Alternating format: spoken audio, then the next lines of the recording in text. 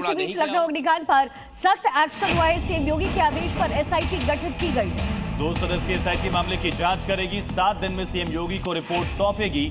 और दूसरी तरफ एलडी ने भी अपने स्तर पर इसको जांच में शामिल करने का फैसला लिया है। एलडी ने भी टीम का गठन कर दिया। योगी आदित्यनाथ ने एसआईटी जांच के आदेश दे दिए हैं।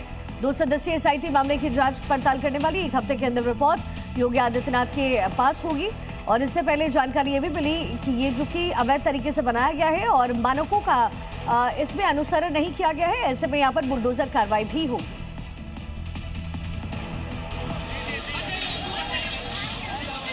और इसी बीच बड़ी खबर है, बरेली से जा पाकिस्तान जिंदाबाद के नारे लगे। ताजिए के जुलूस में विवादित नारे लगाए गए। जुलूस में नारे लगाते नजर आए हैं बच्चे।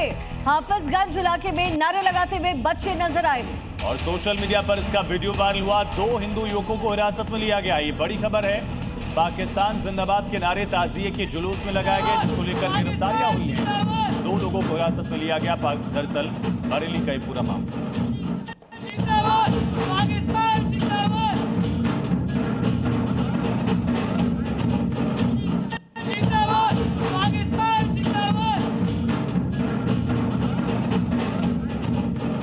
मुहर्रम के जुलूस में लगे पाकिस्तान जिंदाबाद के नारे संबंधी सोशल मीडिया प्लेटफॉर्म एक्स पर हुए ट्वीट की जांच में 2 व्यक्ति योगेंद्र पाल सनाब झम्मन सिंह व भुवनेश कुमार सनाब तेजपाल सिंह के द्वारा गलत नियत से एक बच्चे से उक्त कथन करवाकर शरारत किया जाना प्रकाश में आया है, जिसके क्रम में अभियुक्त को हिरासत में लेकर सुसंगत धाराओं में अभियोग पंजीकृत कर आवश्यक विधिक कार्यवाही की जा रही है। और अब खबर है लखीमपुर से, जहां पर 2 पक्षों में चले पत्थर भंडारों और ताजिया जुलूस में विवाद हुआ है। मंदिर के पास भंडारा चल रहा था, दूसरा पक्ष ताजिया जुलूस निकाल रहा था। दोनों पक्षों में कहा-सुनी के बाद विवाद बढ़ गया। उसके बाद का मंजर आप देख रहे हैं। इलाके में भारी पुलिस फोर्स की तैनाती है। लखीमपुर खीरी के फरधान इलाके में तनाव का इस समय माहौल है। 2 पक्षों में पत्थर चलते हुए नजर आए। भंडारा और ताजिया जुलूस में विवाद हो गया। मंदिर के पास इस भंडारे को लगाया गया। दूसरा पक्ष वहां पर ताजिया का जुलूस निकाल रहा था और दोनों पक्षों में कहा-सुनी के बाद ये विवाद हुआ है।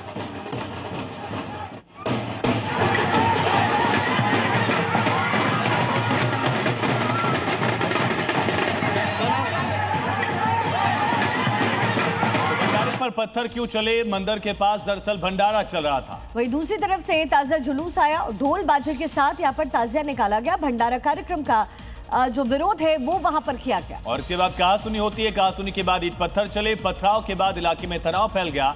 मौके पर भारी संख्या में पुलिस बल की तैनाती की गई है। और वहां से जो तस्वीरें आई उसमें दोनों तरफ से शोर शराबे और हंगामे की आवाज सुनाई दी। दरअसल अग्गर बुजुर्ग गांव में एक शिव मंदिर के प्राण प्रतिष्ठा का कार्यक्रम था। इसके बाद भंडारा चल रहा था।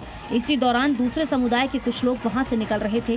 उन लोगों ने मंदिर के सामने तेज आवाज में बाजा बजाना शुरू कर दिया और हूटिंग करने लगे। इसी दौरान दोनों पक्षों के बीच झगड़ा शुरू हुआ। देखते ही देखते दोनों पक्षों के लोग आमने सामने आ गए और पथराव शुरू हो गया, जिससे मौके पर भगदड़ और अफरा तफरी मच गई। सूचना मिलते ही पुलिस फोर्स मौके पर पहुंची और हालात काबू में किए। अग्निकांड का spot lock connection thumb impression से गेट खुलता था और थंब इंप्रेशन से ही गेट बंद होता था, जो बड़ी वजह बन गया दरअसल। आज से बायोमेट्रिक गेट लॉक हुआ। सेंटर में इमरजेंसी एग्जिट नहीं था, जिसकी वजह से ये पूरा अग्निकांड हो गया है। ब्रिजेश मेरे सहयोगी ग्राउंड जीरो से कनेक्टेड है।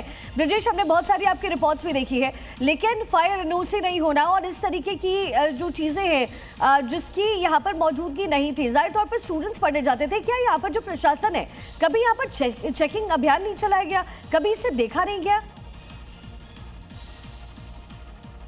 देखिए, इसी बात को लेकर जो स्थानीय लोग हैं, आसपास के लोग हैं, वो भी आरोप लगा रहे हैं कि इसमें पूरी जिम्मेदारी प्रशासनिक अमले की है, क्योंकि कभी भी इस बात को लेकर वेरीफाई नहीं किया गया कि क्या ये जो सामने आपको इंस्टीट्यूट दिख रहा है, इसके अंदर क्या इनके पास मानक के साथ ये काम करते हैं या नहीं करते हैं। जो रिपोर्ट्स ये भी आ रही है कि इसके पहले 2016 में इसको डेमोलिश करने के लिए अवैध निर्माण था, ये रेसिडेंशियल इलाके में कमर्शियल इस्तेमाल किया जा रहा था और उसकी वजह से इसको डेमोलिश करने के आदेश भी दिए गए थे, लेकिन वो आदेश 2 महीने बाद वापस ले लिए गए थे। तो ये तमाम तमाम आरोप यहाँ पे जो स्थानीय लोग भी लगा रहे हैं कि सिर्फ यही नहीं, इसके अलावा कई और ऐसी रेजिडेंशियल बिल्डिंग्स हैं यहाँ पे हैं जिसपे कमर्शियल एक्टिविटी चलती है और प्रशासन की तरफ से कभी किसी तरीके की कोई जांच पड़ताल नहीं की जाती है, चाहे वो नगर निगम हो, फायर डिपार्टमेंट हो, बिजली विभाग हो या फिर बाकी जो जिम्मेदार अधिकारी जो ऐसे मामलों की जांच करते हैं, उन पर सीधे तौर पर स्थानीय लोग आरोप लगा रहे हैं। और जो जिस तस्वीर की हम लगातार बात कर रहे थे कि जो थंब इम्प्रेशन से खुलने वाला दरवाजा जो फर्स्ट फ्लोर पे बना हुआ था, उसमें बच्चे जब फंस गए थे तो उसके बाद